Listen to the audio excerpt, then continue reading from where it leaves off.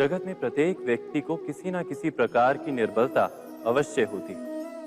जैसे कोई बहुत तेजी से दौड़ नहीं पाता तो कोई अधिक भार नहीं उठा पाता, कोई असाध्य रोग से पीड़ित रहता है तो कोई पढ़े हुए पाठों को स्मरण में नहीं रख पाता। ऐसे अनेकों उदाहरण और भी हैं। क्या आप किसी ऐसे व्यक्ति को जानते हैं जिसे सब कुछ प्राप्त हो और हम जीवन की उस एक निर्बलता को जीवन का केंद्र मानकर जीते हैं? इस कारणवश हृदय में दुख और असंतोष रहता है सदा। निर्बलता मनुष्य को जन्म से अथवा संजोग से प्राप्त होती है, किंतु उस निर्बलता को मनुष्य का मन अपनी मर्यादा बना लेता है। किंतु कुछ व्यक्ति ऐसे भी होते हैं जो अपने पुरुषार्थ और श्रम से उस निर्बलता को पराजित कर देते हैं। क्या भेद है उनमें और अन्य लोगों में? क्या आपने कभी विचार किया है? सरल सा उत्तर है इसका। जो व्यक्ति निर्बलता से पराजित नहीं होता, जो पुरुषार्थ करने का साहस रखता है हृदय में, वो निर्बलता को पार कर जाता है। अर्थात निर्बलता अवश्य ईश्वर देता है, किंतु मर्यादा मनुष्य का मन ही निर्मित करता है। स्वयं विचार कीजिए। भविष्य का दूसरा नाम है संघर्ष।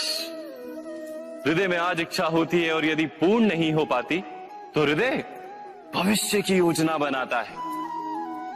भविष्य में इच्छा पूर्ण होगी ऐसी कल्पना करता रहता है, किंतु जीवन ना तो भविष्य में है ना अतीत में। जीवन तो इस क्षण का नाम, अर्थात इस क्षण का अनुभव ही जीवन का अनुभव। पर हम ये जानते हुए भी इतना सा सत्य समझ नहीं पाते। या तो हम बीते हुए समय के स्मरणों को घेर कर बैठे रहते, या फिर आने वाले समय के लिए हम योजनाएं बनाते रहते हैं और जीवन जीवन बीत जाता है। एक सत्य यदि हम हृदय में उतार लें कि ना हम भविष्य देख सकते हैं, ना ही भविष्य निर्मित कर सकते हैं, हम तो केवल धैर्य और साहस के साथ भविष्य को आलिंगन दे सकते हैं, स्वागत कर सकते हैं भविष्य का। तो क्या जीवन का हर पल जीवन से नहीं भर जाएगा? स्वयं विचार कीजिए। ज्ञान प्राप्ति सदा ही समर्पण से होती है, ये हम सब जानते हैं। किंतु समर्पण का वास्तविक महत्व क्या है? क्या हमने कभी विचार किया? मनुष्य का मन सदा ही ज्ञान प्राप्ति में विभिन्न बाधाओं को उत्पन्न करता है। कभी किसी अन्य विद्यार्थी से ईर्ष्या हो जाती है, कभी पढ़ाए हुए पाठों पर संदेह जन्मता है और कभी गुरु द्वारा दिया गया दंड मन को अहंकार से भर देता है।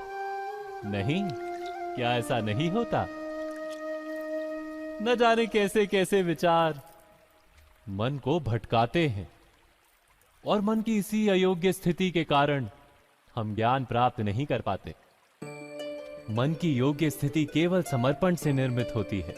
समर्पण मनुष्य के अहंकार का नाश करता है, ईर्ष्या, महत्वाकांक्षा आदि भावनाओं को दूर कर हृदय को शांत करता है और मन को एकाग्र करता है। वास्तव में ईश्वर की सृष्टि में ना ज्ञान की मर्यादा है, ना ज्ञानियों की। गुरु दत्तात्रेय ने तो गाय और श्वान से भी ज्ञान प्राप्त कर लिया था। अर्थात विषय ब्रह्म ज्ञान का हो या जीवन के ज्ञान का या गुरुकुल में प्राप्त होने वाले ज्ञान का, उसकी प्राप्ति के लिए गुरु से अधिक महत्व है उस गुरु के प्रति हमारा समर्पण। क्या ये सत्य नहीं?